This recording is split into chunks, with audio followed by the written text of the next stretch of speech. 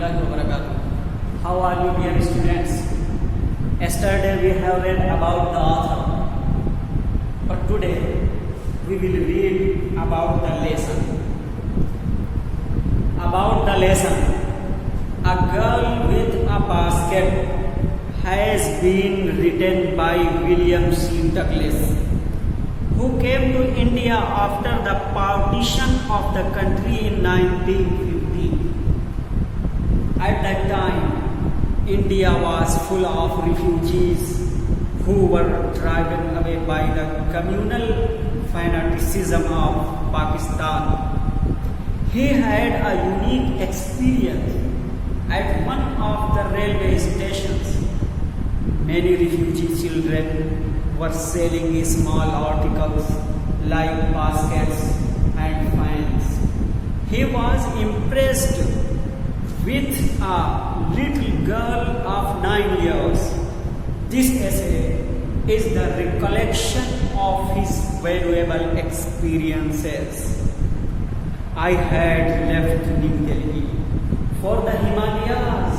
I was going as far as Bareilly by train and then by car to Ranikhet, an old British Army hill station located on a 6,000-foot ridge opposite a 120-mile stretch of snow-capped Himalaya. The train was slow, and it stopped at all the way stations. At every stop, I swung open the door of my compartment and walked the platform. आइए reading के बाद इसका तर्जुमा देखते हैं. About the lesson. About बारे में, the lesson सबक के. अबाउट द लेसन सबक के बारे में, यानी इस सबक को शुरू करने से पहले सबक के बारे में बता रहे हैं कि इसमें क्या क्या है. A girl with a basket, एक लड़की टोकरी के साथ या टोकरी वाली एक लड़की, ये जो मजमून है, has been written by William C Douglas. Has been written लिखी गई by William C Douglas, William C Douglas के जरिए.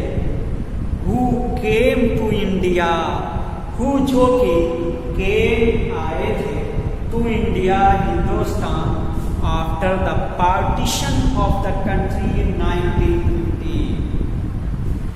तो ये अगर विथ अ बास्केट ये मजमून है, ये विलियम सी डगलस के जरिए लिखी गई, जो कि हिंदुस्तान 1950 में आए थे बंटवारे के बाद.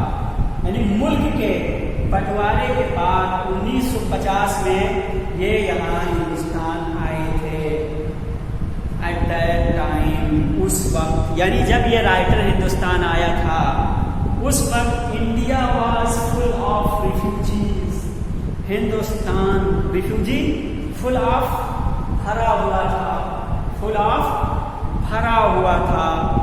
रिफ्यूजीज, रिफ्यूजी मुहाजिर, हिजरत करने वाले, यानी मुहाजिरों से. हु वर ड्राइवन अवे, जिनको भगा दिया गया था.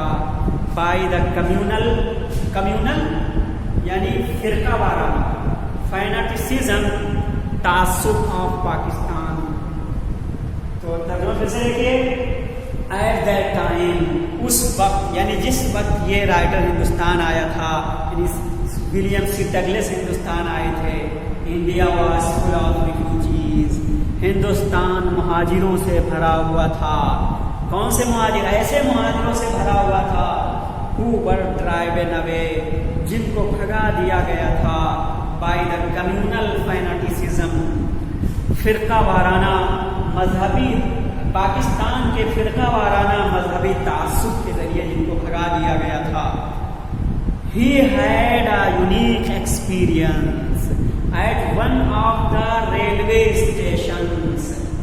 राइटर लिखता है कि he had यूनिक एक्सपीरियंस, उसको यानी विलियम सी डगलस खुद अपने बारे में कहा है, he had a unique experience, उसे अनोखा तजरिबा, यूनिक अनोखा, एक्सपीरियंस तजरिबा, उसे अनोखा तजरिबा हुआ at one of the railway station, एक रेलवे स्टेशन पर, यानी रास्ते में बहुत सारे रेलवे स्टेशन मिले, लेकिन एक रेलवे स्टेशन पर उसे तजुर्बा हुआ, एक अनोखा तजुर्बा हुआ।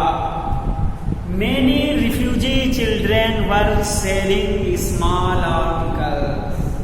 Many refugee children, बहुत से, many बहुत से, refugee मुहाजिर, children बच्चे, बहुत से मुहाजिर बच्चे were selling small articles. ये लोग क्या कर रहे थे? बेच रहे थे स्मॉल आर्टिकल्स, छोटे छोटे सामानों को, लाइक बास्केट्स, जैसे कि टोकरियाँ, एंड फैंस, और पंखे, वो हाथ का जो पंखा होता है वो पंखे बेच रहे थे। He was impressed with a little girl of 9 years. तो ये राइटर क्या हुआ? इसने देखा कि स्टेशन पर मुहाजिर वो बच्चे छोटे छोटे सामान बेच रहे थे, जिनमें टोकरियाँ थी और फैन, यानी हाथ वाले वो पंखे वगैरह थे। He was impressed with a little girl of 9 years.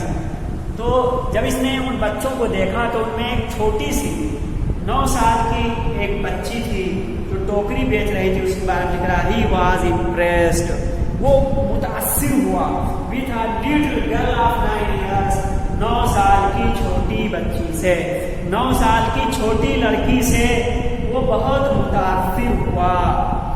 This essay is the recollection of his valuable experience.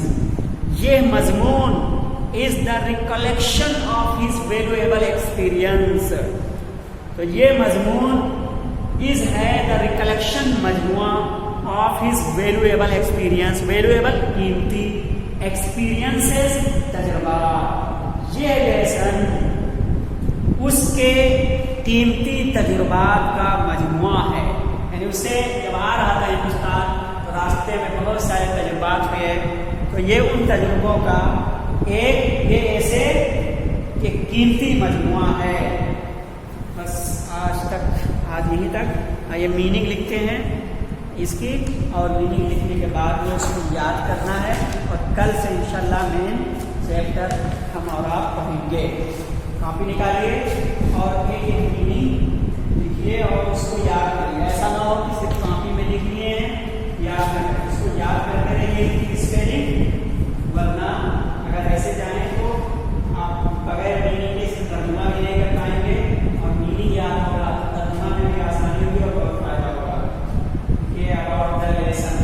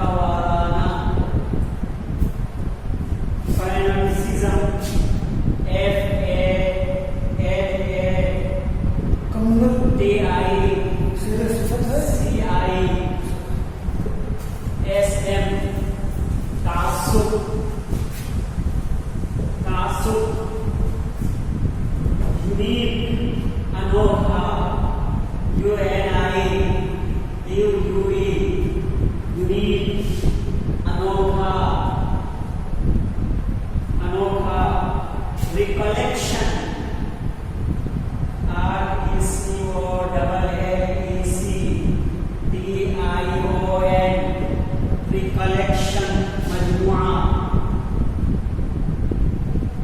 मजमुआ, valuable, कीमती, EALUABLE,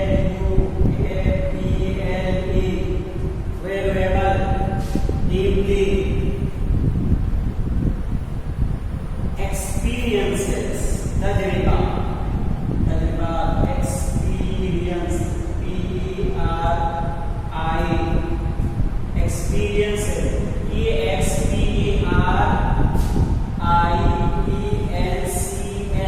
एक्सपीरियंसेस, तजर्बा,